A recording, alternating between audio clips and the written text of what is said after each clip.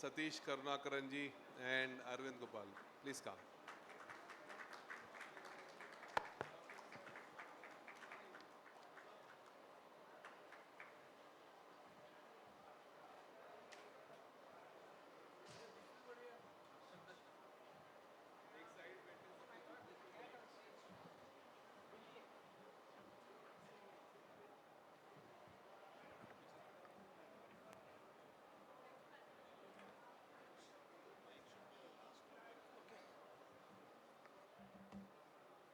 Hello.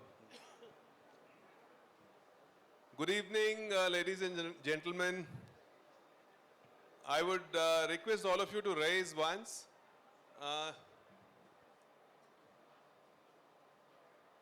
Let's have 1 minute of mourning for the deaths that have happened in the air crash today.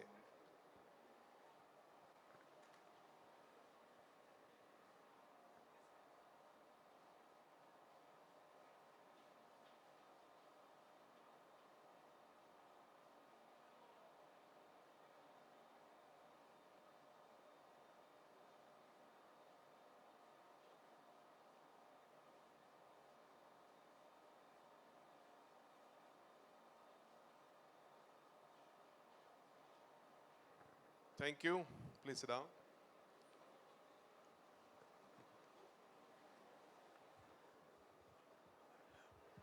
Today we have a very interesting topic of discussion.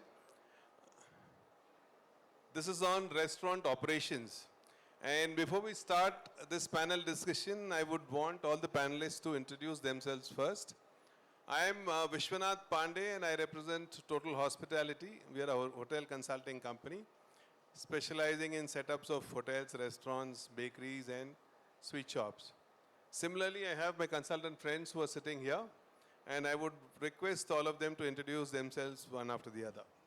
Starting with Pramodji. Hello. I am from Pramod Paleri from S&P Associates at Bangalore. We are basic in facility planners for the hospitality industry, hotels, resorts, industrial canteen. Wherever the hospitality is involved in, then we are there. Okay? Thank you. Good afternoon. My name is Satish. I'm a consultant, operations consultant. We do hotels on turnkey basis. Plus, we do a lot of training also. And happy to be here. Good afternoon, everyone. I'm Chef Rajneesh Gandhi. My company is Chefs at Work, and we are also into hospitality consultancy. We do total back-end solutions for all kind of hotel hospitality projects, pan-India or globally. Thank you. Hi, good afternoon, everyone. I'm Arvind Gopal. I manage a consulting firm called MJ Marg. We not only do turnkey projects in the hospitality space, but we also undertake operational delivery. So we manage hotels, restaurants, and large cloud kitchens for our clients, often starting with the design build and going on to execution phase. Thank you. So today's topic basically is on restaurant operations. And I would be happy to see if we have any restaurant owner here in the crowd. No. All right. So anyway, if there are restaurant owners, they could actually really be blessed to see and understand what are the areas that they really need to be working on once they go through this panel discussion. We'll start with the discussion first on what the inefficiencies that are seen either in the kitchen design or in the layout of the kitchen or in the technology that is used in any kitchen. So I would leave the question open to all the panelists that what are your viewpoints on the inefficiencies that you see in the whole design aspect? Hello. When you are going to design a kitchen or when you want to create a outlet back of those area, mainly you have to think about the zone-wise planning. So you have a proper designed kitchen with you, you have a very good workflow for your operations. Without a proper kitchen, you cannot operate in hospitality or whatever kitchens. So you have to make a zone-wise kitchen designing. That is like what we call it as a triangle design. What receiving, storing, and preparation, then again the distribution, whether it is restaurant or industrial canteen, a hospital, whatever it is. Without that, you cannot do anything. Then the operation comes. Chef Rajneesh, you have been there in curating menus, giving a good culinary experience in the restauranting sector.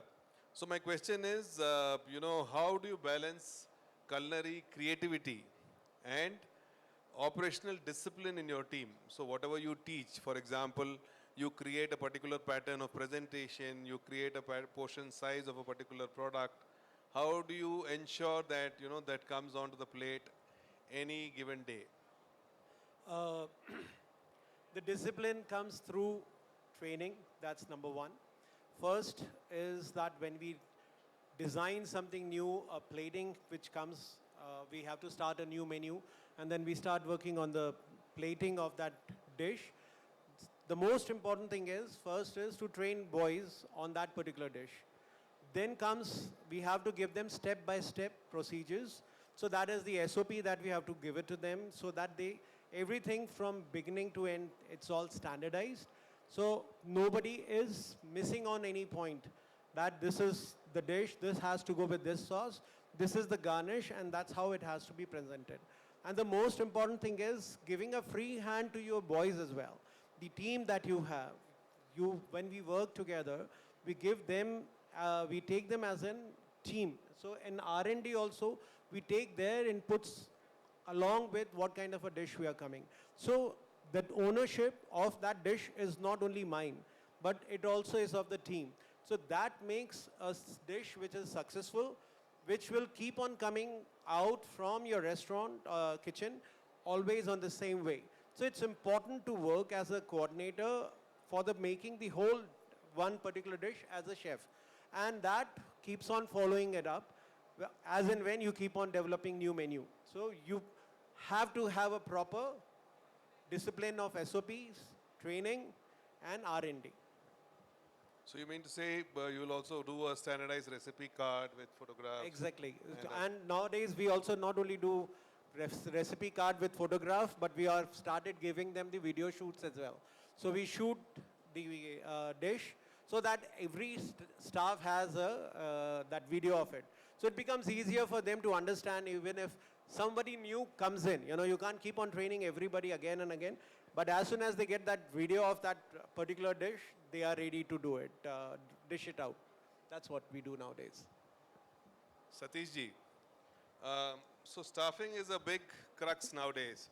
So if you see, a lot of restaurants globally have the shortage of staff.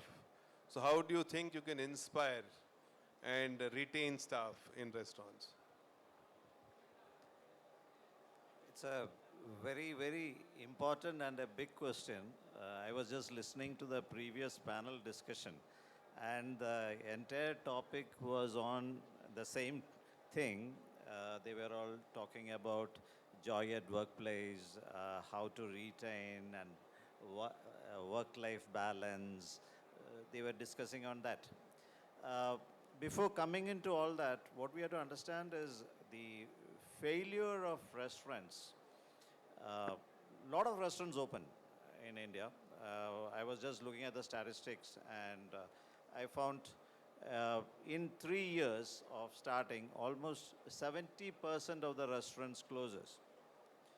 And out of that, around 40-45% of the restaurants close because of the staffing or staff-related or HR-related issues. There are a lot of other issues also there, but this is one main cause for failure. And again, the major problem what we find is when you look at the restaurant operations, we are totally dependent on chefs and their skill. And what I've seen in my place, there are a lot of restaurants open and with a good chef. Once the chef leaves, that's all. Restaurant closes. This is the situation. So, coming back to this, what I thought is we have to reduce the skill dependency or reduce the dependency on highly skilled chefs. Uh, it can be done. It can be done with the technology and with the AI which is coming up. Definitely this can be practiced. Uh, I have just seen, or every time I visit an exhibition like this or this thing, the manufacturers, the kitchen equipment manufacturers come out with equipment which are really innovative and which will definitely reduce the skill dependency of uh, on chefs. And I always say that if you look at a new equipment or new kitchen equipment, I say that new kitchen equipment is half chef and half scientist. That is the way they produce. It's amazing the way they come out with these things. And these things have to be, installed in the kitchen and used. That is where the problem starts. And once we use the technology and AI assisted recipes, voice assisted recipes, all this is possible now. We can definitely reduce the training time of staff, and we can maybe look at reducing the number of staff, so that uh, the salary, which is a high cost item, we can increase the salary of the people who are working in the restaurant. What I'm talking about is the major issue in our industry is we have to face it. We are all hoteliers. We have to face it. The major problem is the salary parity. The new generation people, they are looking or they are comparing our industry with other industries, and our salaries are not matching. That's a major issue that has to be sorted out. And that particular issue, if you are not sorting it out, we are going to face a very, very big problem. If you look at the attendance in IHMs, this year, only 88% applied for IHM, and out of which only 60% appeared for the test, and only 40% joined. So I don't know how many of 40%, how many of them will join the hotel? Stay in the industry. Yeah. So from what you have said, I think the gist is the right person at the right place, so you have the right amount of staffing. Multitasking is something that you need to do. Training is something that is very important, so that you're able to multitask and train them. Absolutely. And then adapt to technology. Yes. So that, one person in a place in the industry is able to do multiple tasks, right? Yes. Okay, great. So now we'll move to the next topic, that's on inventory. Arvindji, I will want to ask you a question. That how do you think data analytics can transform inventory management? And whatever you are suggesting, can smaller restaurants or smaller outlets also adapt to it? Yeah, I think in today's world, data analytics is critical for a business in terms of efficiency and success. Especially more so in the restaurant business, where raw material costs in a restaurant space can anywhere be between 22 to 35% depending on the type of restaurant, or in a large bulk kitchen it can go up as much as 65%. If you have a strong data analytics setup in place, it can give you direct and indirect benefits, right? On the economic front, you can reduce your cost of capital that's locked into your supply chain. So you don't have to imagine a multi-cuisine restaurant which has got a bar and set up like that. You don't need to carry large quantities of the hundreds of SKUs, which can often lead to lakhs, if not crores, right? So based on what you know is selling, your data analytics will tell you what are the raw material ingredients that you need to keep. And imagine if the same thing, you knew how much of each ingredient you were utilizing over a week or a 15-day period, even your holding can come down and you can work on a just-in-time principle so that you free up expensive real estate for putting in more tables or for revenue generating options rather than actually blocking it for something as mundane as a back-end store, right?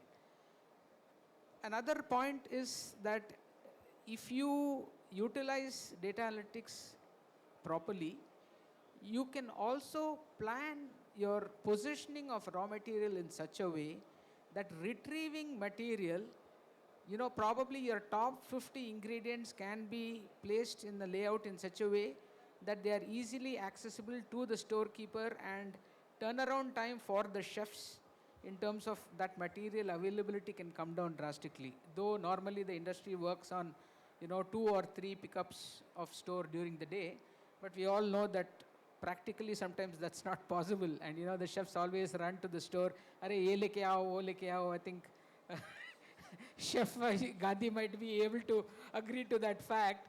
So that will help, the runaround and things like that.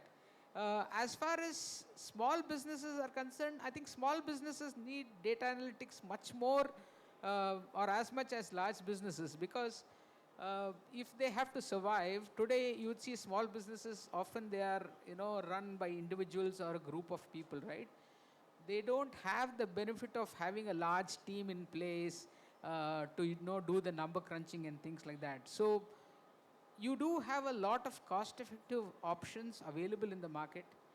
Right from, you don't need to necessarily implement an SAP or an Oracle software. You can even use something as simple as a paid puja or any of the other points of sale that also give you data analytics as a part and parcel of the day-to-day operations. Yes, if you want to customize it, then it does get expensive. But otherwise, for as low as 15, 20,000 per annum, you can still get the basic data analytics, which is what management looks for, and which can help you put in place the basic building blocks in terms of your supply chain management. One offshoot question that I have, this can be answered by anybody, okay, is can technology replace the human touch in managing kitchens? Well, replace, I don't know. I think I would stick my neck out as to say that they can't replace, but they can augment the human interface, and maybe mundane tasks which today are being done, like my colleague said, manpower being such a critical aspect of the operations. I remember when I trained as a chef, I would clean sacks of onions and chilies and sit and peel them and things like that, right? Now those are all things which can be mechanized to a large extent, and but you still need a Gandhi or Chef Vikas Seth or somebody else to manage the system and the customer interaction, because at the end of the day, it's a people's business. I would not want a robo. I would not want to interact with a robo, right? See, human touch is necessary in hospitality, come what may. I don't feel like today, even if we make a call for an airlines and it goes to AI and you keep on answering and you get frustrated somewhere. So hospitality is such a place where we need to have a human touch. I want to talk to someone if I need a good food. A machine or AI will not give me what I want. So human to human touch is the most important thing. Yes, equipments will support us in cutting down and reducing down on timings of cooking. That can help. But it'll be never be, at least for me, I will never go to a place. I think there were a couple of restaurants which opened where the robots will come and serve you. And where are they today? It was an excitement for a couple of months and they died out. Why? Because I feel the customers only told them, "Ki bhai, we want somebody as a person to be next to me, not a robot." So that's important. I did open a robo restaurant. So what we did was only few courses were served by the robo. Rest you had somebody attending the table. So we possibly do a mix and match by which they stay. But that's a good stint or a stunt that you can do to ensure that you have house full for the first 1.5, 2 years. Definitely, chefs can't be replaced with technology because only one small reason, because the food is emotional. There is love, that is something is always there in that food service and in preparation. That's why we always say the food made by mother is so important. So that emotional element is always there, whether it is a small tea shop or a five-star hotel. When you look at the food, there is an emotional element is there. That definitely a robo can't bring in. But definitely, this AI and technology can ease the job and maybe removes a lot of chaos in the workplace. That can be done by this. That's what I feel. On the production side, I don't think AI can act a big role in that one.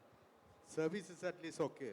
Production, you can't do it. So from where, what I understand is you boil dal in a bhagona or in a pressure cooker or in a combi oven, but chef wants to give his magic tadka there finally.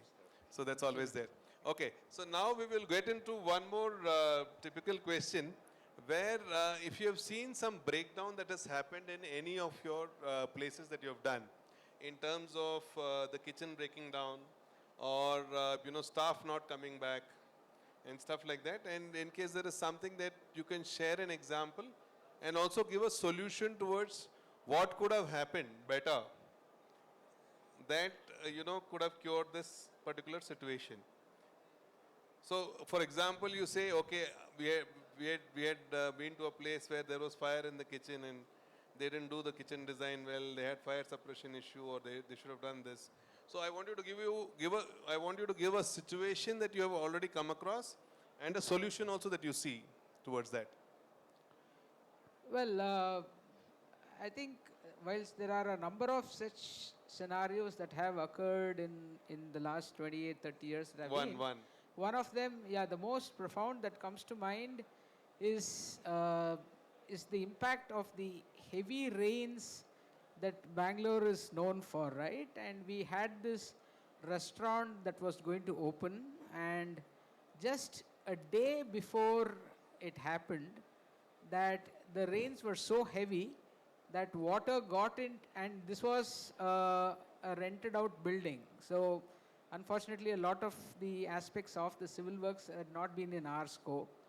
When the rains came in, it was so heavy during the night that it entered the lift well, okay, which is in a common multi-tenanted building, shorting out the entire electrical panel and distribution system of a 5-floor building. So the total building power loss was there, right?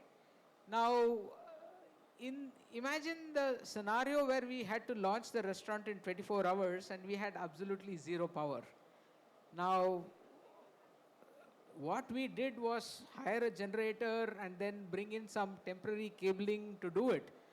But what it taught us is that even in a rented or a tenanted building, I think when you are dependent on somebody else, it is important to provide to the owner the expertise or to bring forward these kind of problems which are there, and see how it can be mitigated so that you don't land up in this kind of a soup. So that's a hard learning that we did have. Yeah, as Sir told about pre-opening and the challenges he faced, uh, I'll give you a real example. When I was working as the chef de cuisine at Ritz-Carlton, Bahrain, Nirvana restaurant. And it so happened I came back from my Indian food festival from Istanbul, Ritz-Carlton. And two of my boys, one tandoor guy, one curry guy, was going on leave. They went on leave. Then one of another Comi 2 level, the chef, he had an accident, so he had a fracture. And that was one thing. So I had with me myself and one tandoor guy in the kitchen. And that's it.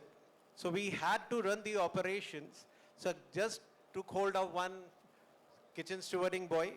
Okay, you just do the frying thing. I'll handle the whole main kitchen, means Indian restaurant food.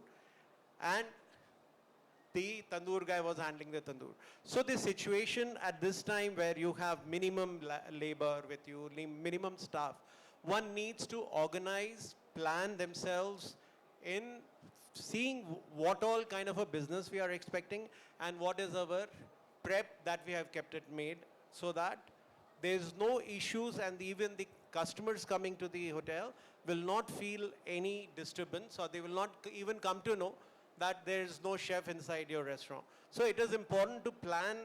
When as a chef, you need to plan yourself even if you have number of people are less. So as a chef, the cuisine also, one needs to know how to make samosas and one needs to know how to make jalebis also. So then only you can be able to reach that position. Pramodji, anything? No, he doesn't want to. Okay. So now we'll come to one of the final questions that I would want to ask few of them is, what do you think in terms of the restaurant industry being? How do you see the industry going in the next 5 to 10 years? Looking at the back of the house design and the restaurant operations aspect. Sadananji, we'll start with you.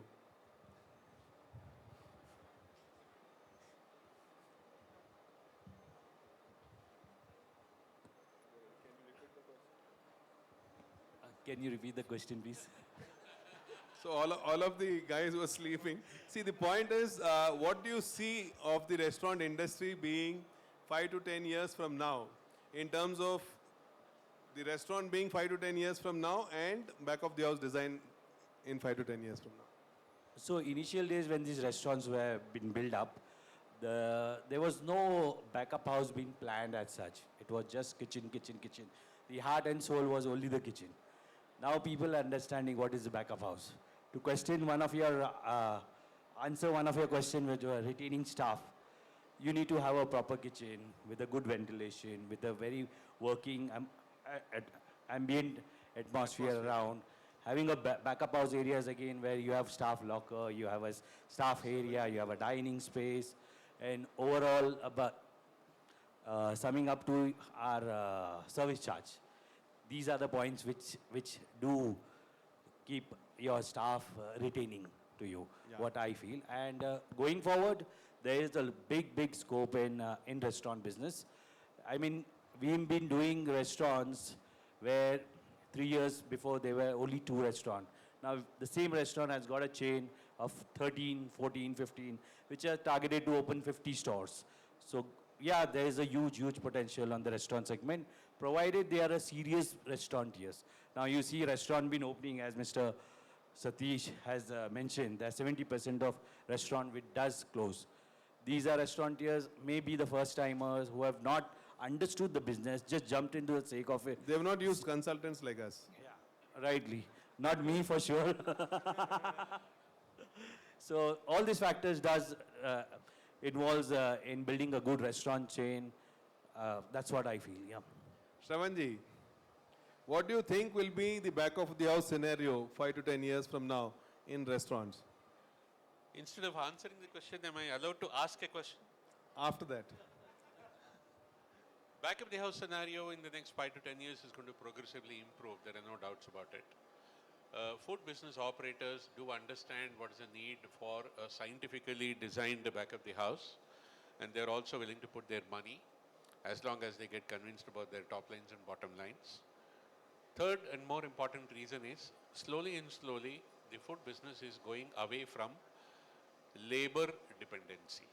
I do not say skill dependency, but it is going away from labor dependency. So to make it more robust, process oriented, you need a very well laid out back of the house. So there is no option. So all of us have a fantastic future. Whoever is doing a back of the house design has got a fantastic future, and it's only going to become better and better. We'll come back to the questions later. Upender ji. Yeah, to add to this, I feel the kitchen will become a smaller, more advanced, and of course there'll be standardization in equipment would come in future. That's what I feel. Okay, one question to Naresh Sahani ji. Sir, do you see that restaurants are going to be more fine dining or they're going to be fun dining? Fun dining in the sense like cafes and all that. Fine dining, as you know.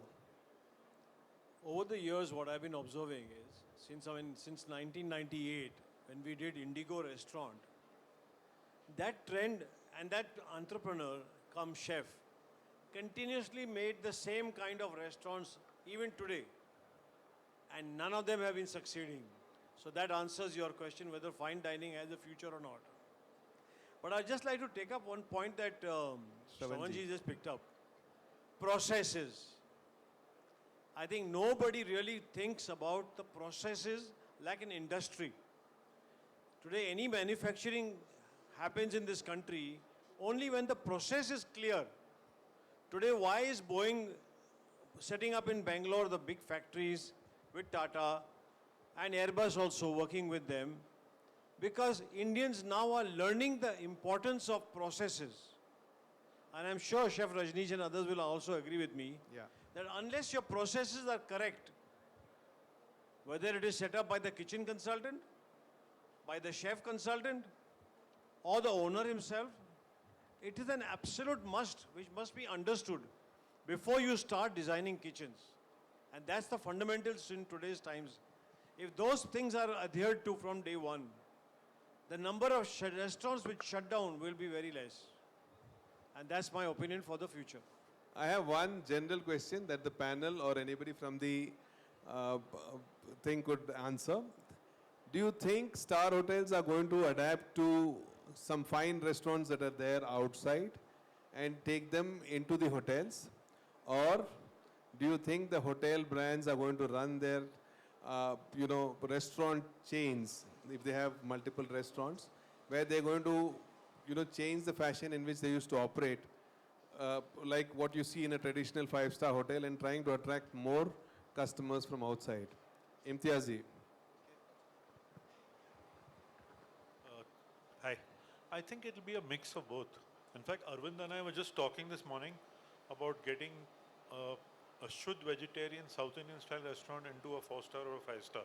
It may be an uphill task, but it's definitely going to be a mix. Some of the brands which are standalone restaurants will definitely come into hotels, because to some extent that might help more footfalls, because a lot of people get intimidated by seeing a restaurant in a hotel thinking it's going to be expensive and stuff like that. So it's definitely going to be some classic standalone restaurants coming into hotels.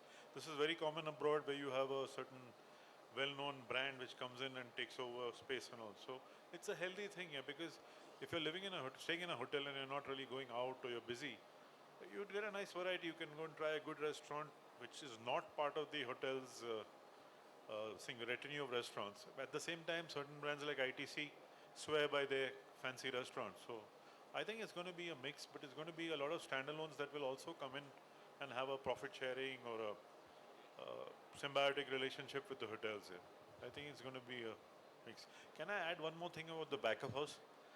When we started doing restaurants, the kitchen space, no one used the word back of house. There'd be 500 square feet, which would handle all the different departments of the kitchen for a multi-cuisine restaurant. And maybe a small toilet for the staff and a small wall chef for them to eat. And they'd probably change in the toilet. Things have changed drastically. And I think back of house space is going to go up in a big way, even for restaurants. In fact, in my career, when we work more on hotels, we find a headache when we work with architects who've never done a hotel before. There's no space. And the guy says, no, we have given you 2,000 square feet for kitchen. What more you want? I said, there's housekeeping, there's laundry, there's staff facilities, there's the liquor store, there's laundry, this. Dishwash So, area. everyone keeps calling it kitchen. So it's a good thing that the word back of house is being ingrained on everyone's brains here. So definitely spaces are going to be increased. But obviously, what happens is when it's a mixed development, it's part mall or part shopping center and all, the owner will give huge space for his showrooms to give on rent. And guys like me are the villain and say, itna aapka jaane wala hai, itna aapka jaane wala hai. Just day before yesterday, I was for doing a project in Congo. And he's given us very tight space. And in African places, you have to make the staff areas very far away from the food and stuff because there's a lot of pilfering. So you need that separation. That separation means more circulation. So there were 3 huge showrooms. I said, itna jaane wala. You could see the heartbeat because that's ready income for him. Struggling to run the hotel and making the money is a lot tougher. Yeah. So definitely, it's a fight we have for more back of house space, but it's necessary. That's it. Thank you. Benny ji. See, whether fine dining restaurants are going to be part of branded hotels or not, it totally depends on several factors. Although, as we speak, it has already become true for international markets. There are several hotels in Dubai and also in London, multiple other places where you have Michelin star restaurants, fine dining restaurants are already part of the hotel. In India, most of the brands or a lot of them have their own sub-restaurant brands which they want to float along with their hotel brand. Talking about ITC, they have a brand called Bukhara. Talking about Lemon Tree, typically they want to brand their restaurant as a Citrus Cafe. And as they brand more and more hotels, they want to continue with their restaurant brands.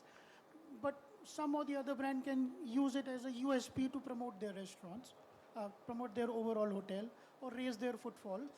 Also, alternatively, a couple of new hotel developers that we have come across, they've also come up with novel idea of not branding the hotel, but creating a fine dining restaurant in the hotel, which may end up raising footfall. So really, hoteliers may end up trying to use all kinds of permutations and combinations depending on the demand. So here, the winner is the customer. We are talking about what will happen, what will not, but then we need to understand how is the customer transforming over time, So really very, very wide platform to comment on.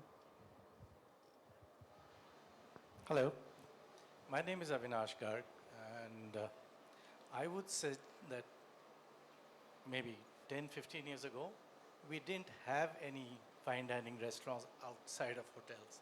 They were only, if you wanted to have a good experience, you had to go to a hotel.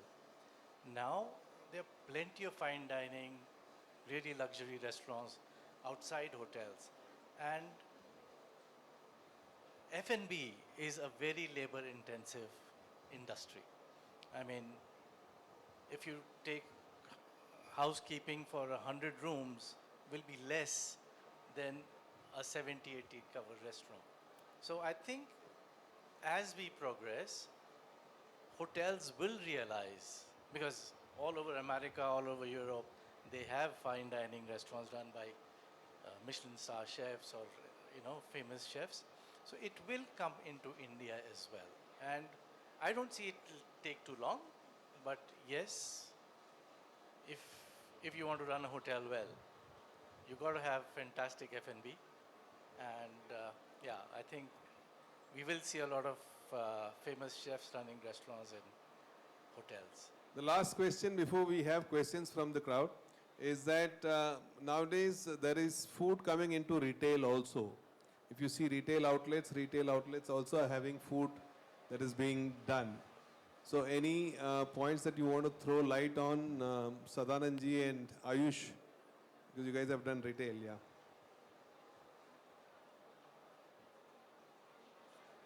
Food is getting into retail, so you have cooking happening in retail outlets also. So any point, Sadananji, you want to start with? Mike.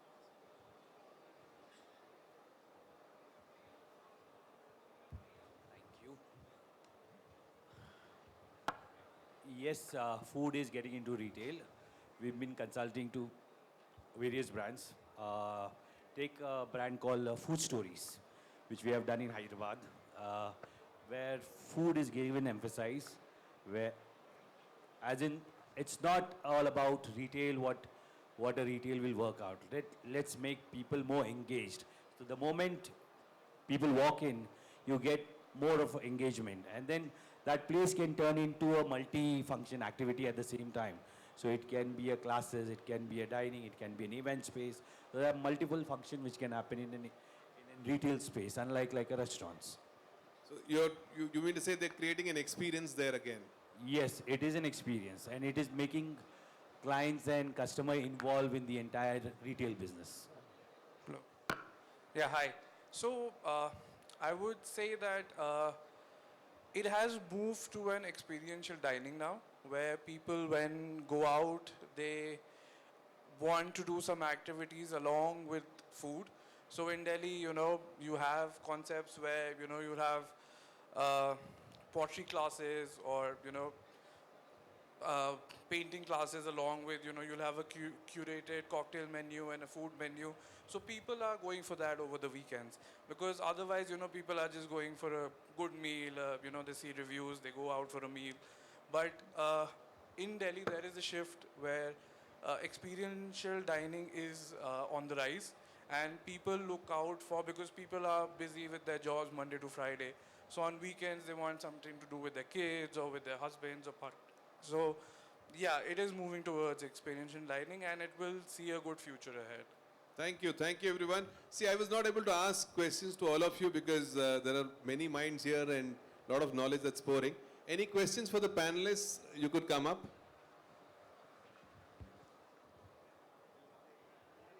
Why say you can ask from there? She wants to ask it. Okay. Hi, I'm Sohani. I'm from Hacks Hospitality and Kitchen Solutions. So the work that you do is very close to what we do as well, and there is a question, the need of the hour. Looking at something like Swiggy and Zomato and how they've come up with 10-minute delivery of food. The question is that from the operational point of view and consultancy point of view, is that something that as consultants or equipment players we should keep in mind while we are developing? Is it going to change the industry, or is it just a marketing gimmick and it will not last for long? So that's the question I have for the panel.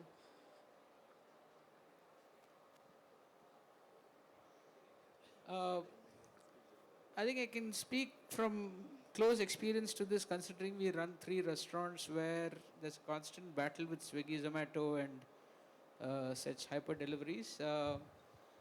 Yes, this is something that we need to live with and work with, because people are going to continue to use such services, and from an operational aspect, I think we have to plan not only for maybe even a selective menu, but also the type of backend that is required. So from a kitchen consultant's perspective, space management, equipment, from the restaurant per se itself, the product offering is something definitely that we at least look at fine-tuning for a Swiggy, Zomato, because a lot of products don't travel well. Okay, take the humble benne dosa of Bangalore, right? The dosa is absolutely great when it's eaten at the restaurant, but the moment you send it, even if it's a so-called 10-minute promise from Swiggy or Zomato, what you get is cardboard by the time it reaches home. So, yeah, as kitchen equipment consultants, we need to plan for it, but as a restaurant owner, I would like to not be part of that, but then it's a devil we need to live with. So I feel that's the crux of the hour today. Time is something that people are not wanting to waste. They're looking at saving time. Time is money. And that's how the QSR concept has caught up so well. So people are really not wanting to wait for too long after ordering, and that's how from fine dining, you have a lot of fun dining that's shifted. So you have a pre-plated food that's coming, or you have things that are ready and you order and you get it immediately as soon as you order. But you get it hot and nice. So that's what is going to be the trend for some time, and I'm sure all the designing aspects and all the other aspects towards delivery will all be planned towards that. as time goes by. I just want to ask you the question. How many times you have ordered that 10 minutes food from Swiggy or Zomato? Twice a week at least. That 10 minutes? Yes. And what do you find about the quality of the food? Well, I would never order a butter chicken for 10-minute delivery, but I can order a dhokla. So that's the kind of food we are So opting it is for a when we are pre-cooked ordering. food that Yes. it's so that kind of a food segment will be popular. No, nothing more than that which will be getting ordered from the Swiggies and Zomatos. Can we have one last question? Because We'll have two last questions. I'll ask one question after no, that. I think Marian one D'Souza. gentleman there had raised his hand for a We'll question. give him also. We'll Yeah. make sure. So we'll have as many last questions as required. I want to ask one question. Okay, this is an experience. This question is based out of experience.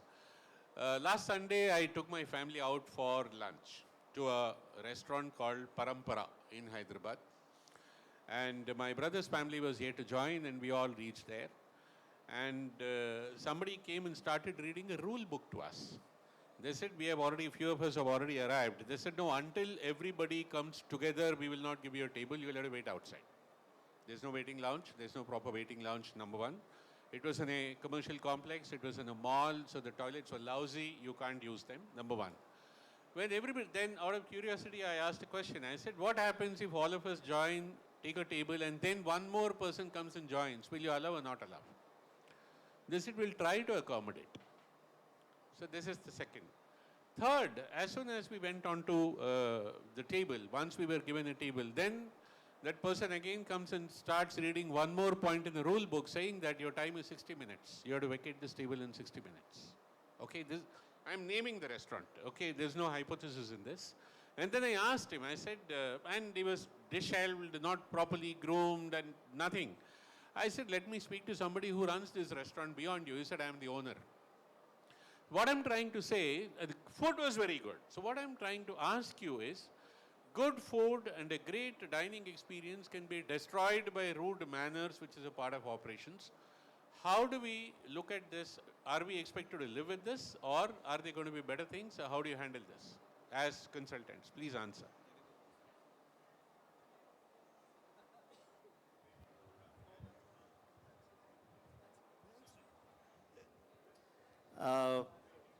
The answer is there. When you said that restaurant, about that restaurant, there are so many people sitting here. I can guarantee 80% of the people won't step into that restaurant. So, if the food is really good, amazing, chef has made it with lot of passion, everything, and if the server or anyone in the team is rude, then everything is spoiled. It's a show. It's a experience, total experience. That's why we go to a restaurant.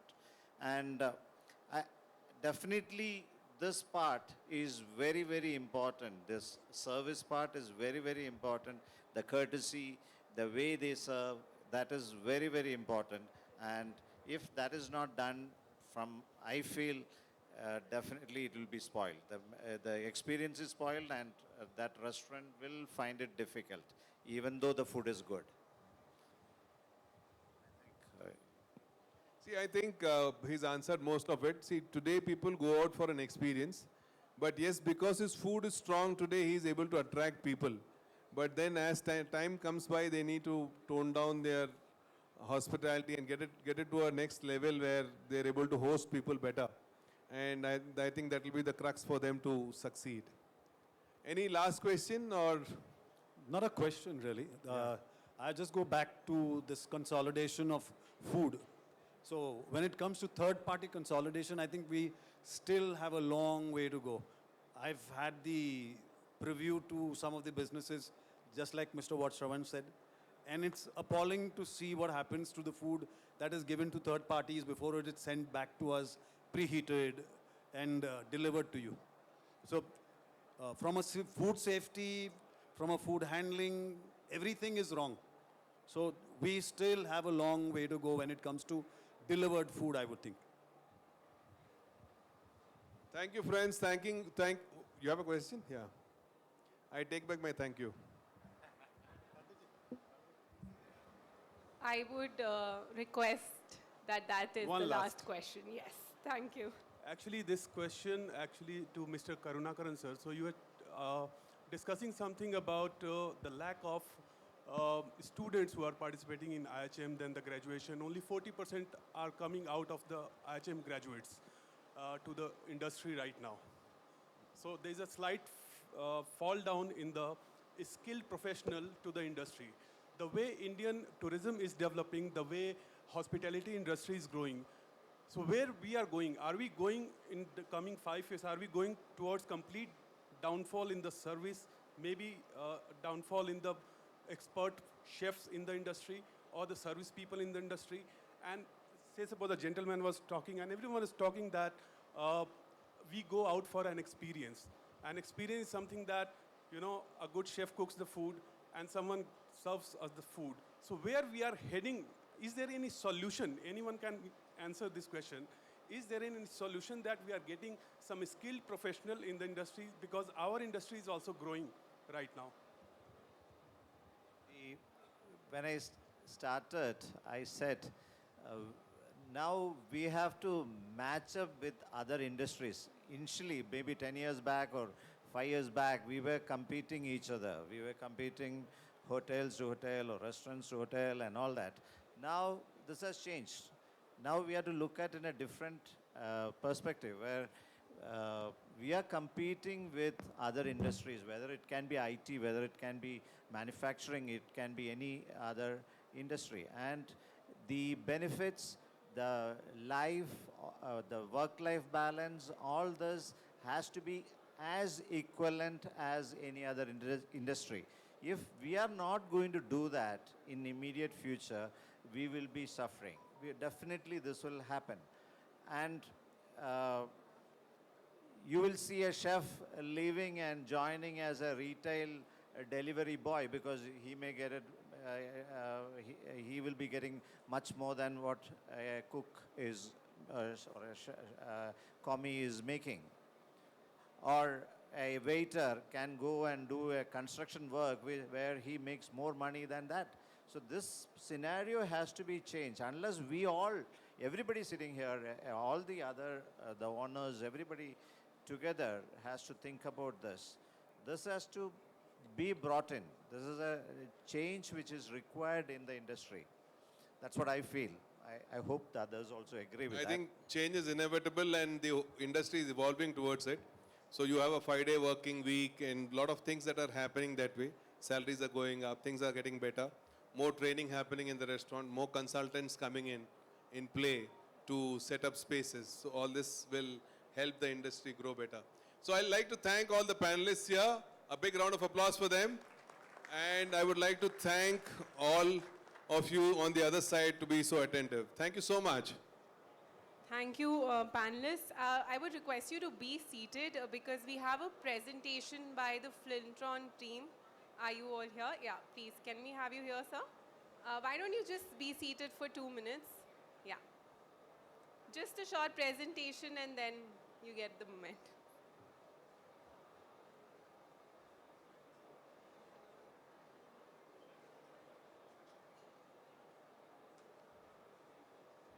Hi, good evening, everyone. I'll take you through our company, a brief introduction. And I'm happy to see so many familiar faces. But I promise there is something new for them also.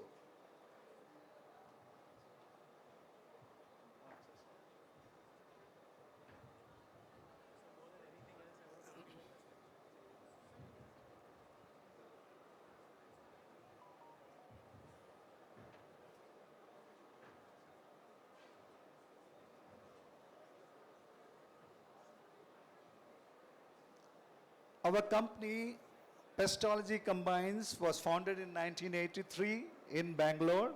We built our operation based on our client-driven innovations. 1998, we bought out our first flying insect killing machine. In 2011, we transitioned into a full-fledged product manufacturing company. Our pest control services were acquired by Rentokil. Many of you might be knowing them. Our product innovation is based on research and development, leveraging our pest control management expertise, thoughtful design we have, which have contrasting colors to optimize the catchment areas, client-centric approach we have. This is our manufacturing facility in Bangalore, and we have offices in Delhi and Bombay. We started, as I told you in the beginning, we started with just one killer machine model. Now we have over 40 models of EFKs and ILTs. And also we have diverse offerings like air curtains, strip curtains, and so on. Simple zapper models, wide range of zapper models, single lamp, 2 lamp models in SS construction, as well as 4 lamp models, glue board based insect catching machines or light traps. Again, a wide range of machines, single tube machines, 2 tube machines in SS construction and other GI powder coated construction. 3 tube machines we have. This is our latest machine with LED lamps, wherein your life of the power consumption is less than 50%, as well as the life of the tube lights are over 25,000 hours. And the coverage area is more than double the conventional machine. Air curtains we have. All of you must be knowing the advantage of an air curtain. Various models we have in various sizes.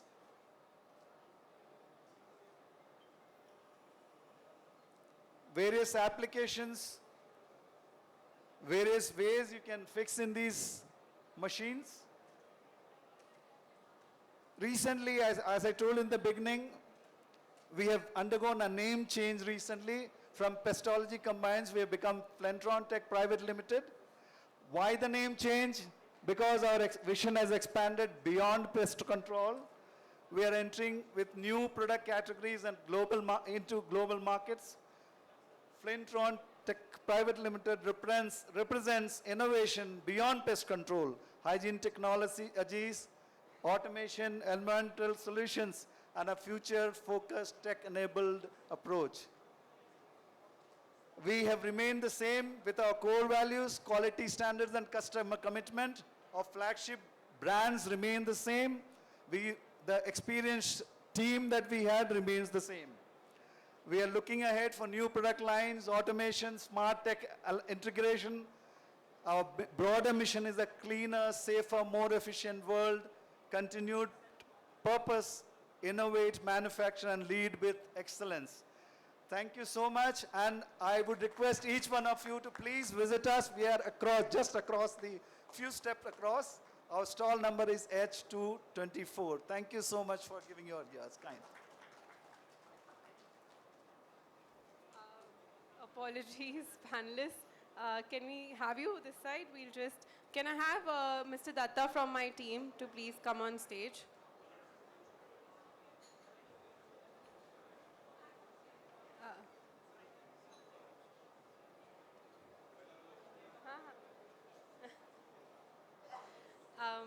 I'm sure anybody, there was a very interesting question and round. I can see there's a lot of interest in the audience. The good part is the FSCAI team is always around. So please feel free to ask them your questions. Yeah, thanking the moderator of the day, Mr. Vishwanath Pandey. Thank you, sir.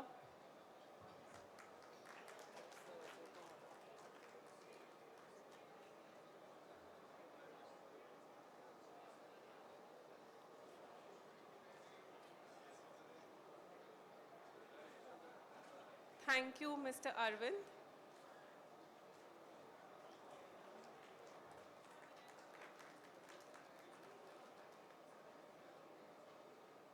Thank you, Mr. Karunakar. Yeah.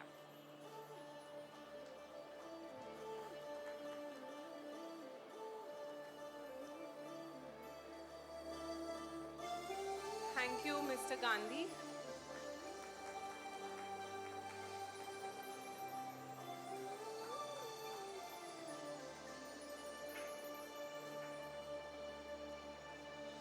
And thank you, Mr. Pramod.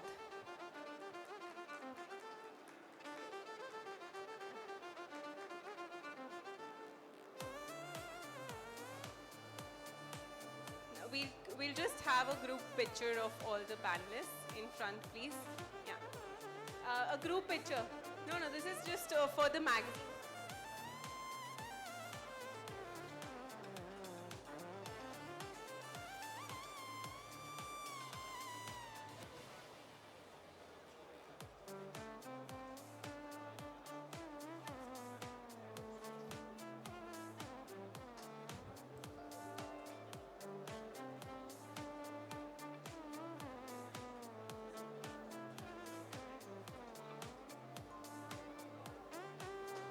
Mr. Datta, I'd request you to be on stage.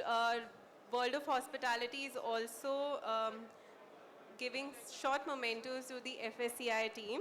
May I please request people to come on stage as in how I call them out. Mr. Amit Kharakar. Hello, sir.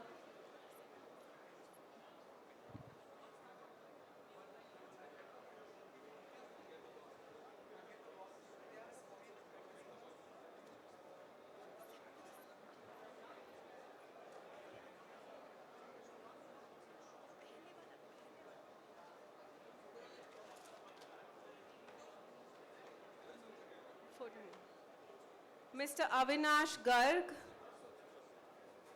Mr. Avinash Garg. Oh, sir is here.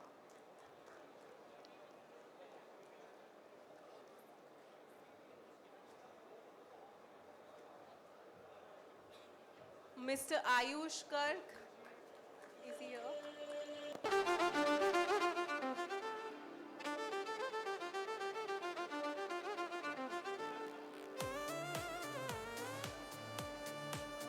Mr. Benny Agrawal.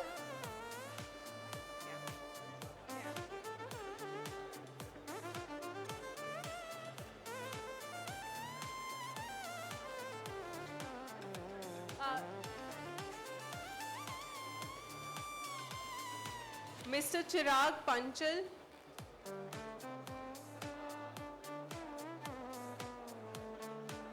Mr. Mehul Shah.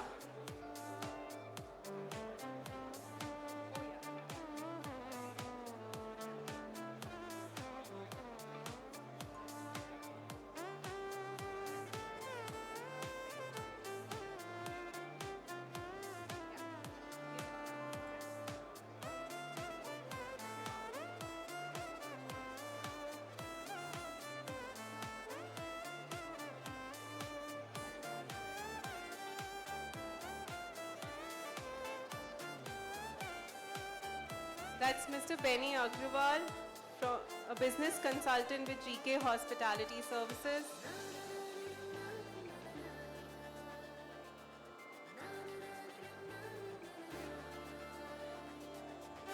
Mr. Mehul Shah.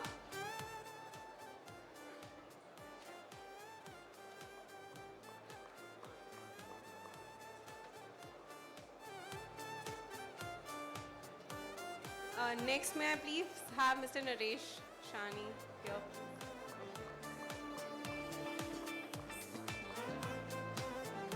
Please stay back, team. We will take a group picture after this.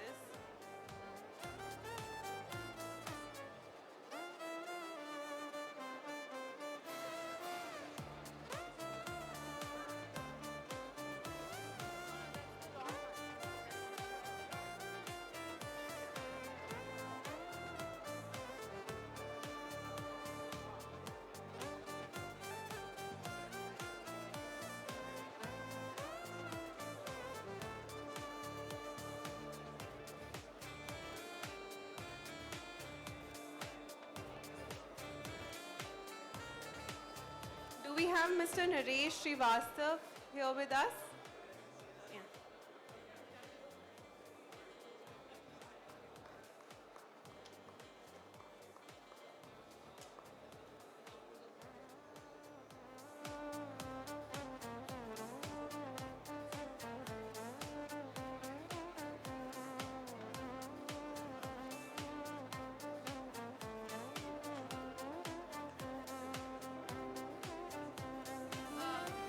Mr. Shravan Kumar, may we please have you here?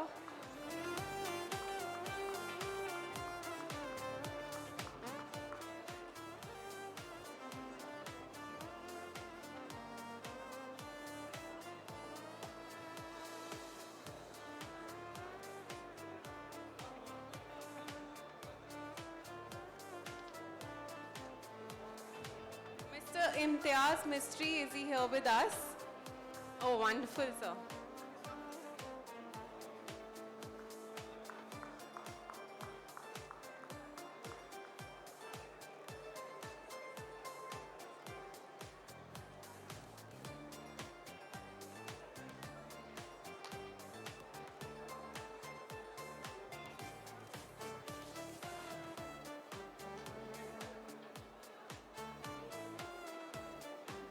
Mr. Prateek Gaikwad, is he here with us? Then we have Mr. Rahul Talwar, is he here with us? Sadanand Acharya, sir, are you? Please.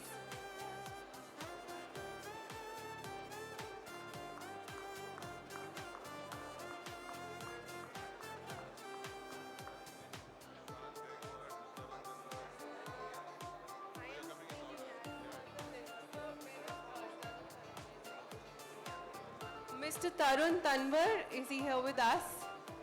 Perfect.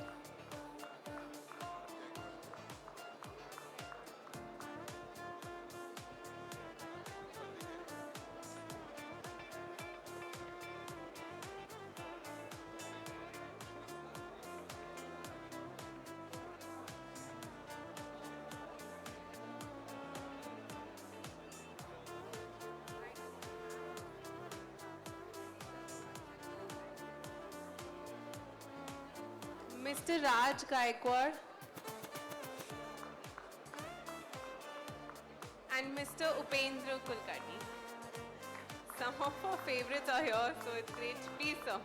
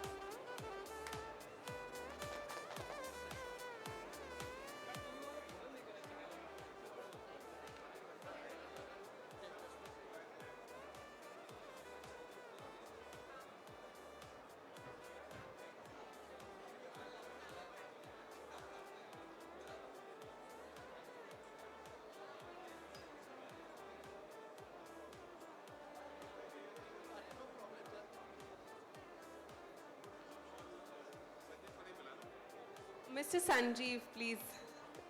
I think team appreciate. Now, can we have...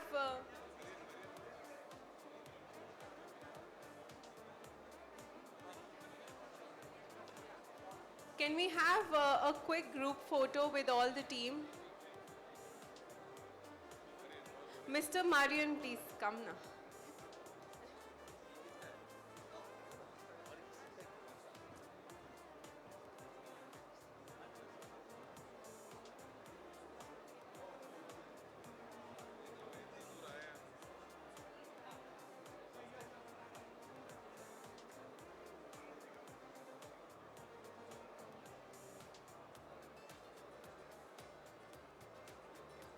Whoever has received a memento or the FSCI team, can I please have you here on stage just for a quick picture? Please. Some of you can be at the bottom.